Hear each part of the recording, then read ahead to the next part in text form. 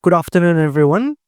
Thank you very, very much for coming to the book forum.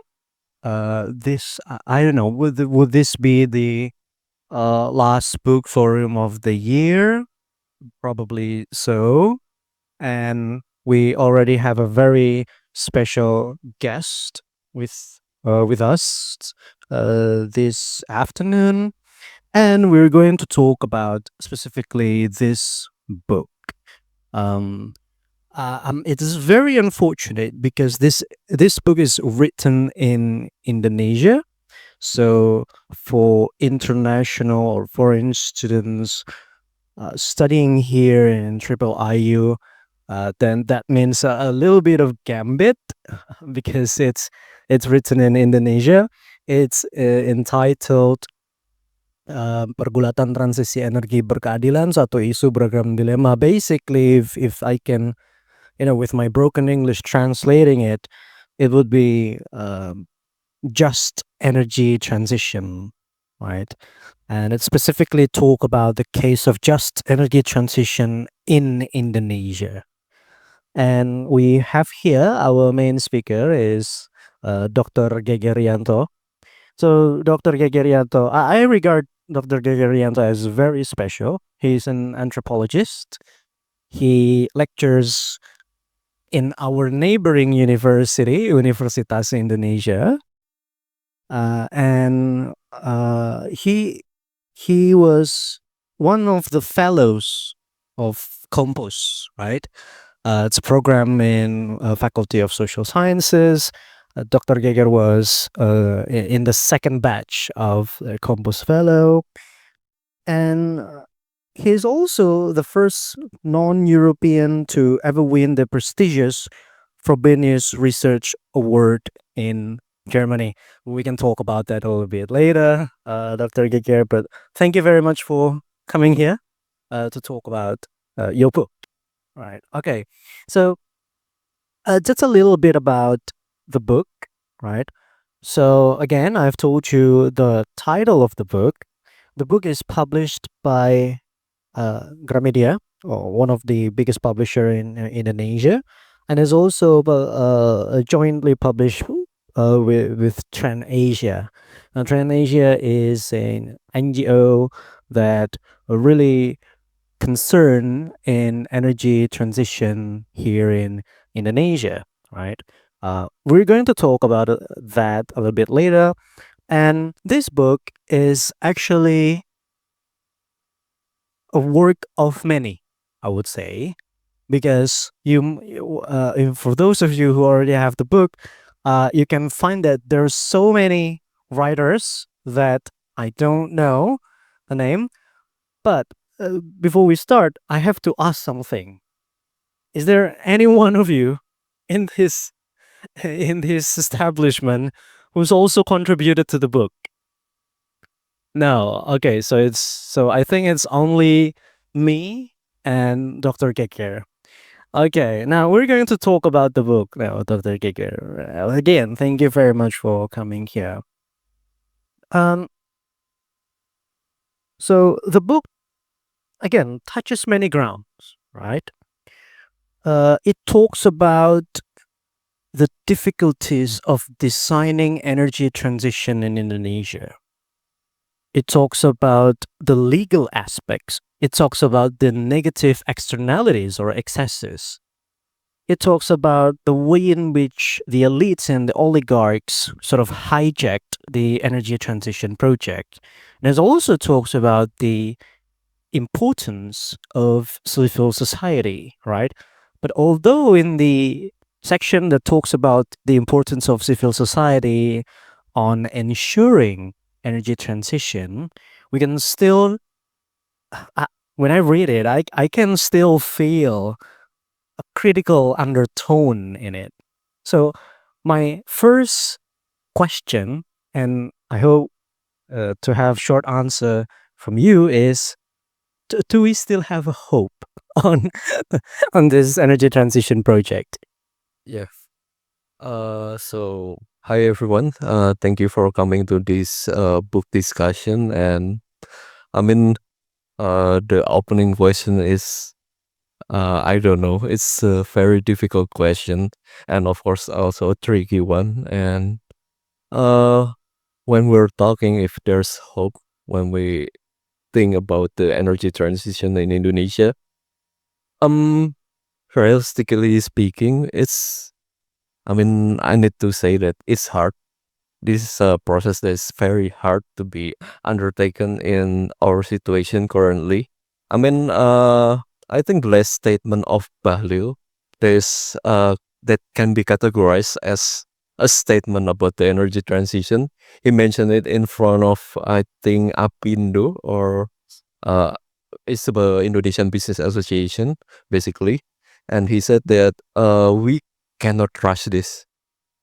I mean, if that comes from from Bahlil's as a minister, and we know that his track record is not having a really good track record in regard to clean energy. I mean, he's the one who pushes for uh, the industrialization of the industrialization of or nickel industrialization in Sulawesi and North Maluku, and he's also, I think, having some stakes. I think a very heavy, very big stakes in regard to our policy of membagikan konsesi tambang, sharing, giving mining concessions to the not NGOs. What do you call ormas here? It's something that is a bit tricky to be translated, but basically religious organizations. And uh, I mean, when we're talking about Bahlil, he has a big stake, and he has a big influence on this. And he said that we cannot rush this. And he said that I think to like give some ease to the energy, like energy business, yeah, energy business individuals that attend that very conference. So I think that's particular statement is really saying a lot. I mean, when we're talking about the government, I think the government treat will treat energy transition as a kind of like something that allows them to negotiate in the international forum. Like they keep saying now, like we have like this carbon storage in Indonesia. We have these numbers of carbons that you can buy from us. We have these numbers of carbon credit in here in Indonesia. They are trying to measure the number of carbon. So basically, we are trying to sell everything here in Indonesia, like the conservation program and also many programs to be able to fund like development in these very sectors. But the mind and the, I think, orientation of the government right now is to develop further. They are trying to like doing their, if they're using the language of energy transition or any of the lingo from the energy transition, like uh experts and of course forums nowadays, they are using it to like negotiate for something that they can use to fuel the development and of course for business interests. So when we're talking from the side of the government, it's pretty hard right now. But when we're talking from the civil societies, I think civil societies does not have like the support from many, I think, when we're talking about the energy transition, we're talking about something that we want to do nowadays in the middle of like not we're also having the issue of energy security right now. Basically, we're trying to transition into clean energy while people are still trying to have their people everywhere still having blackout every day in some places in Indonesia. Yeah. So this is a really, I mean, intricate issue, and Yeah. I mean, you're opening this up with a very very difficult question. Well, I mean, if you read the book, right? Again, you have a very we almost all writers in the book underscores a very critical, just like you, a very critical undertone. I was about to, initially I wanted to open up a shred of optimism, but when you mentioned Bahlil and mining concession, I kind of gave up on it. All right. So thank you very much for your first answer. Now let's talk about the purpose of the book and a story behind the book. Would you tell us a little bit about why writing this kind of book? I think the story of this book, we can think of if you ever heard of JETP, Just Energy Transition Partnership. The people in Trans Asia are actually the one who have the idea to publish this kind of book.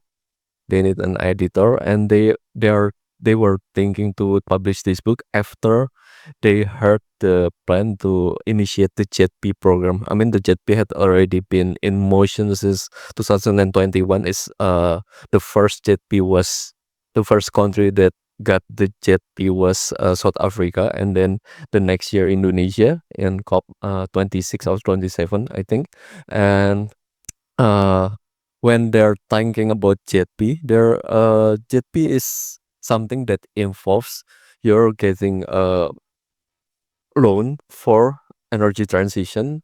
While the problem is, and this is something that never becoming an issue that's resolved in the COP forum, the the developed countries need to be responsible for what the transition in the developing countries. So basically, they're trying to like finding some middle grounds, and the JETP becomes some kind of middle grounds. The problem is a loan.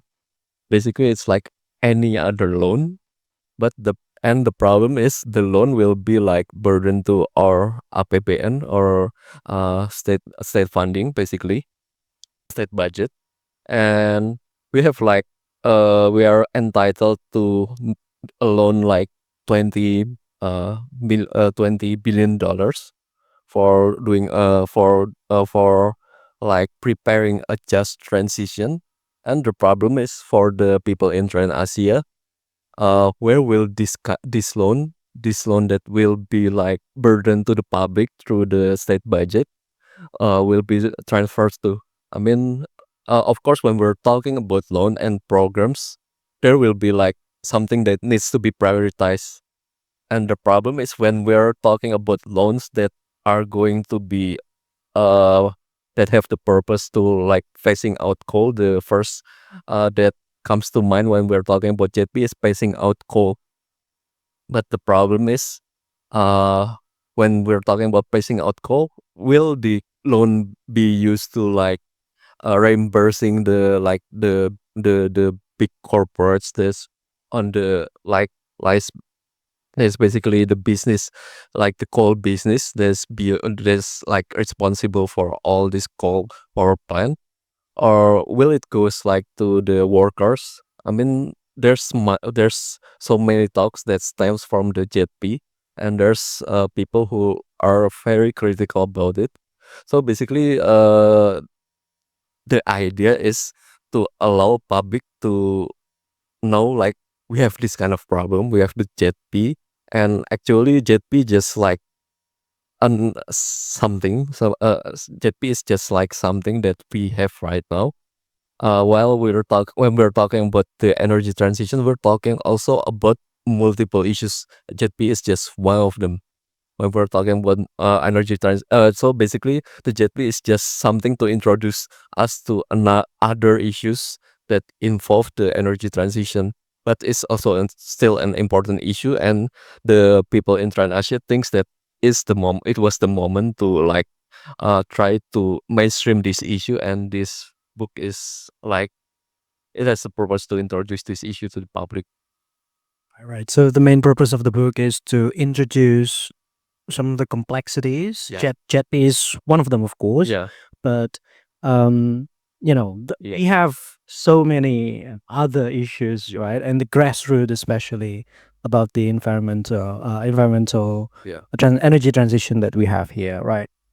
Now, that is from the side of the writers, publishers, and so on.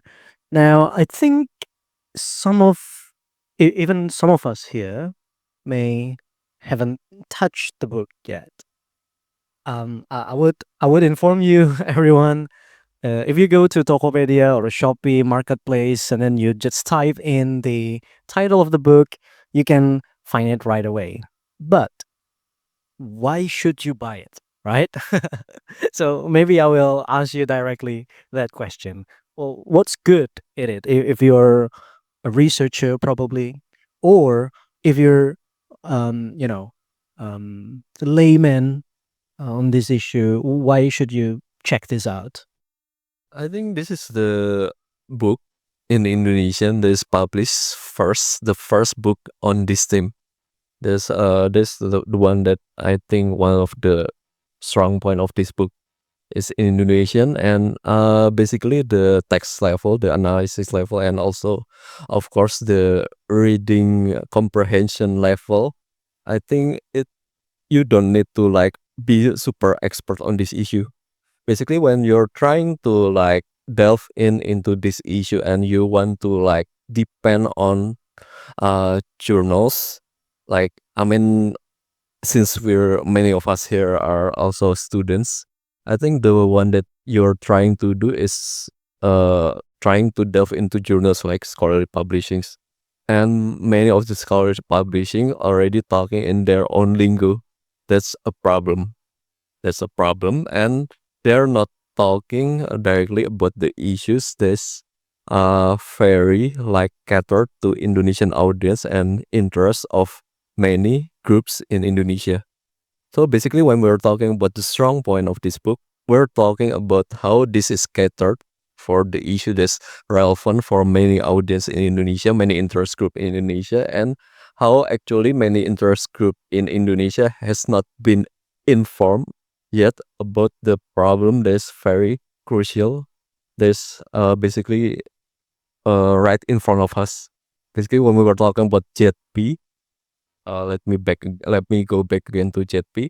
We're talking about like it's basically a loan, and the public will like when we're talking about the state loan, basically it's the public loan. I mean it's the public who are going to like it's their tax money basically, and people do not know about JP. Most of people do not know about JP. We have like a surveys about JP. People do not have any knowledge about it. People do not even have any knowledge about energy transition. And I mean, when people do not have any knowledge about certain things in Indonesia, government related and business related, usually the government can, I think, some lobby groups in in the government, political parties, and of course some involved individuals will like to like steering some of the policies related to these issues for their interest. So it's important for the public to know, like, have some knowledge about this book. Basically, this book is I mean, when we're talking about the level, it's introductory level. Even though many are talking about a complex issue, I've already read this book. Is I try to make sure when in the editing process that every of the writers need to introduce their issue pretty well. I mean, they need to have like their should give background about their issue. Even though they're talking about a very particular matter, for instance, about solar panel, you're also trying to introduce people to the issue about solar panel in Indonesia. Basically, it's an introductory text. Maybe it's not catered for very advanced audience who are trying to delve deeper into this issue, but I mean, it's also its strong point. It's an introductory text. It's the first in Indonesian, and also it's catered to the interests of many groups in Indonesia, especially regarding the issue of energy transition. All right. So um, that's the selling point of the book. Thank you very much